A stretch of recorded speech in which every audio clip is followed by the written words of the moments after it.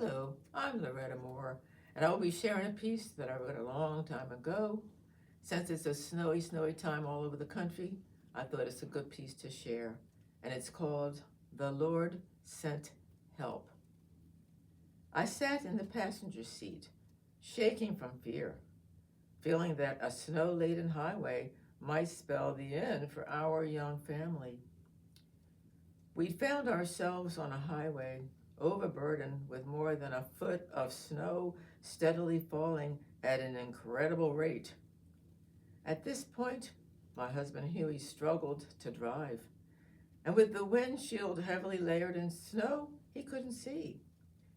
We'd reached the mountainous region of Northern California during an enormous snowstorm. Our two young sons, 5-year-old Vernon and 3-year-old Dean, sat in the back seat, unaware of the harrowing experience our family faced. January 1967, our young military family headed out, driving from Travis Air Force Base in California for our new assignment at Elmendorf Air Force Base in Anchorage, Alaska. We would drive to Washington State to have an Air Force plane take us and other families from there to our destination in Alaska. Somehow we found ourselves ahead of the snowplows facing extreme danger.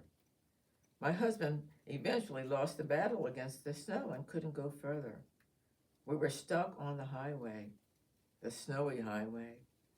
I began to quietly pray, asking the Lord to send help our way. Almost as soon as I'd begun praying, I stopped when my husband said he thought he heard a snowplow coming up behind us.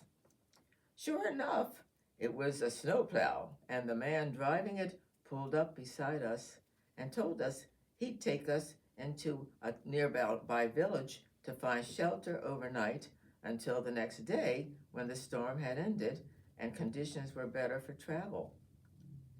We had limited money and knew we couldn't afford a motel and wondered what we would do once we arrived where he was taking us.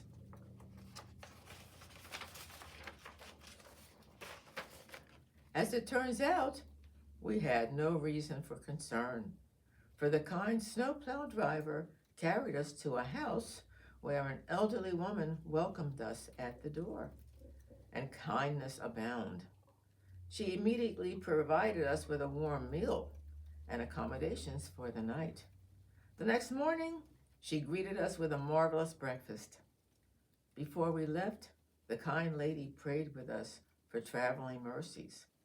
The kind lady did all of this for our family, charging nothing. My husband and I couldn't be more thankful for that kind woman and snowplow driver, both of whom came to our rescue. I know that the Lord answered my call. The Lord sent help. I must say, however, that I regret not having sent that wonderful woman a thank you letter. I don't recall even her name. Something that I deeply regret. Thank you.